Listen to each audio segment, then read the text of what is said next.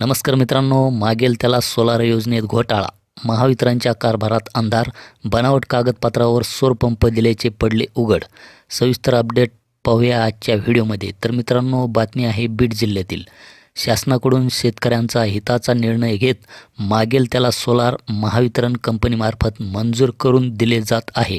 मात्र यासाठी शेतकऱ्यांकडून ऑनलाईन अर्ज करण्याची मागणी केली जाते. त्यानुसार जिल्ह्यातील 1.5 लाख शेतकऱ्यांकडून सौरपंपासाठी अर्ज करण्यात आलेले असतानाही अल्प शेतकऱ्यांना पंपाचे वाटप करण्यात आले आहे. यामध्येही बनावट कागदपत्राच्या आधारे ऑनलाईन करण्यात आलेल्या शेतकऱ्यांना सौरपंप वाटप करण्यात आलेल्याचे दिसून आले असून चक्क 7/12 असलेल्या शेतकऱ्यास रिजेक्ट केल्यानंतर हा प्रकार उघडकीस आला असल्याचे जिल्ह्यातील महावितरण कंपनीच्याच कारभारात अंधार असल्याचे दिसून येत आहे. शेतकऱ्यांकडे पाणी असताना विजेच्या लपंडावामुळे शेतकरी हैराण होत असल्याने तसेच वीज पुरवठा सक्षम होत नसल्याने शासनाकडून शेतकऱ्यांना आपल्या रानातील विहीर, बोरवेलचे पाणी उपसा करण्यासाठी सौरपंप योजना काढण्यात आली. महावितरणच्या माध्यमातून 3 HP, 5 HP आणि 7.5 HPचे सौरपंप विविध सबसिडीच्या माध्यमातून शेतकऱ्यांच्या निवडीनुसार दिले जाते. आतापर्यंत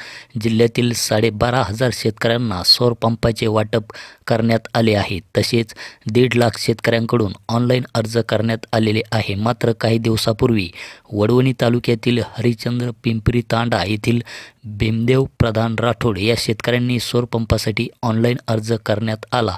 त्यानंतर महावितरण कंपनीकडून आपण यापूर्वीच पंप घेतल्याचे सांगत अर्ज बाद करण्यात आला. परंतु या शेतकऱ्यांनी अद्याप एकदाही अर्ज केलेला नसल्याने शेतकऱ्यांकडून वरिष्ठ स्तरावर चौकशी मागणी करत अर्ज करण्यात आला. यावेळी चौकशी दरम्यान भीमदेव राठोडच्या नावाने सर्व बनावट कागदपत्रे दाखल केलेल्या व्यक्तीला 3 HP सौरपंप दिल्याचे समजल्यानंतर महावितरण कंपनीचा भोंगळ कारभार चव्हाट्यावर आला आहे.